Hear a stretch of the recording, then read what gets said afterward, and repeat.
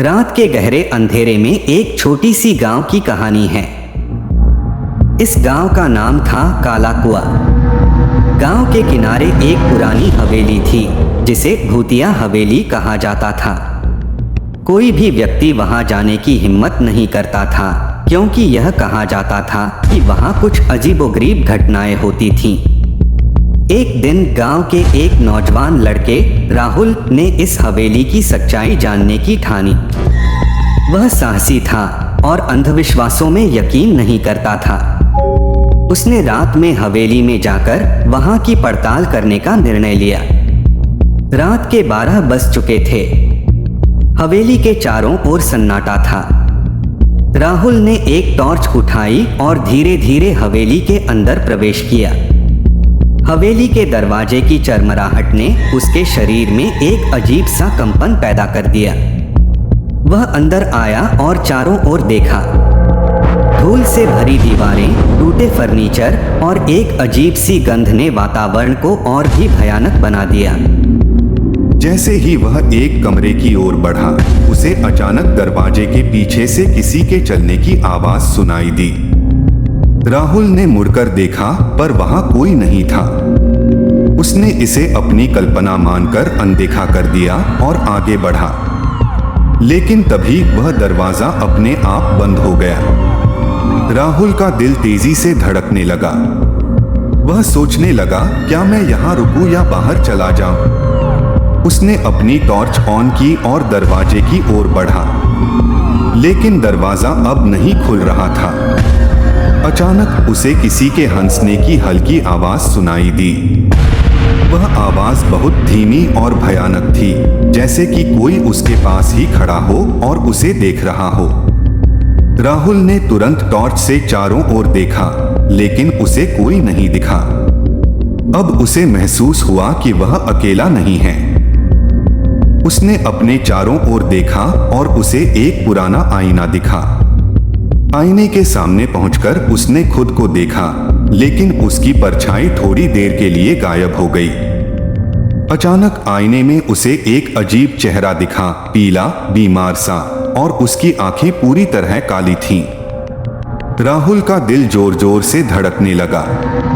वह जानता था कि अब यह कोई साधारण जगह नहीं है। उसने तुरंत वहां से भागने की कोशिश की, लेकिन उसके पैर जैसे जम से गए थे। तभी हवेली के चारों ओर से उसे किसी के जोर जोर से चीखने की आवाजें आने लगी। ये आवाजें इतनी भयानक थीं कि उसके होश उड़ गए। वह किसी तरह खुद को संभाल कर दरवाजे की ओर भागा, लेकिन दरवाजा अभी भी बंद था। उसने जोर से दरवाजा खटखटाया, चिल्लाया, मुझे बाहर जाने दो, लेकिन कोई जवाब नहीं आया। दरवाजे के दूसरी ओर से अचानक जोरदार धक्का लगा और दरवाजा खुल गया। राहुल ने जैसे ही बाहर की ओर भागने का प्रयास किया, उसने देखा कि बाहर की दुनिया पूरी तरह बदल गई थी। हवेली के बाहर का गांव अब एक भूतिया जंगल में तब्दील हो चुका था। पेड़ों की शाखाएं किसी विशालकाय पंजे की तरह उसकी ओर बढ़ रही थीं। आसमान में गहरा काला बादल छाया हुआ था और बिजली की कड़क ने वातावरण को और भी डरावना बना दिया था। राहुल ने पीछे मुड़कर देखा। हवेली अब एक विशालकाय किले में बदल चुकी थी। किले के गेट पर बड़े बड़े नाग जैसे आकृतियां उभर आई थीं। अचानक हवेली के अंदर से एक काली छाया बाहर निकली और राहुल की ओर बढ़ने लगी। उसके कदम जैसे जैसे पीछे हटते गए, वह छाया और पास आती गई। कौन हो तुम? राहुल ने हिम्मत जुटाकर पूछा, लेकिन जवाब में सिर्फ एक जोरदार चीख सुनाई दी। वह छाया अब पूरी तरह राहुल के सामने आ चुकी थी। उसकी आंखों में गहरा अंधकार था और उसके चेहरे पर एक भयानक हंसी थी। राहुल को अब यकीन हो चुका था कि वह एक ऐसी शक्ति के साथ फंस गया है जिससे भागना असंभव है।